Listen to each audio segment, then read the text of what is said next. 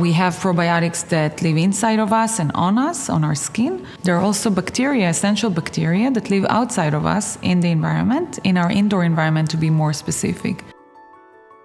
We need them to balance the multiple of bacteria that will live in this structure, in these homes, in these offices. We're spending over 90% of our time indoors nowadays in the Western society. In some cases, it's much more than 90%. And we're basically inhaling, we're touching, we're bathing in an environment that's just not balanced. And why is it not balanced, you ask? Very, very simple. Most of our air comes from infected, disgusting, never cleaned before air ducts. If you're like most people in the US or anywhere around the world that has confined buildings and structures that were man-made, you live in an environment that was, the air ducts were never cleaned before.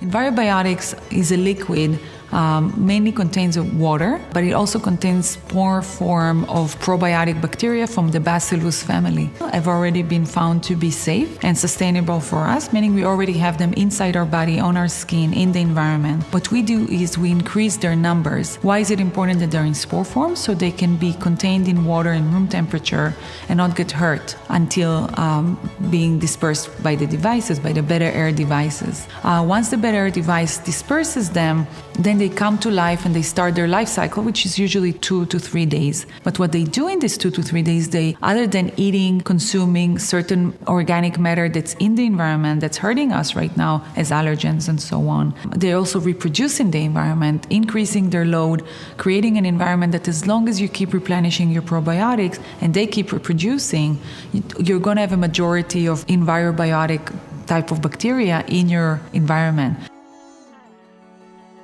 It's not that you don't want bacteria around you. This is a never-ending war. You're never going to win that war. I think we need to change the terminology to, instead of not wanting bacteria around us, which doesn't make any sense. We're made out of bacteria. 90% of our body is bacteria.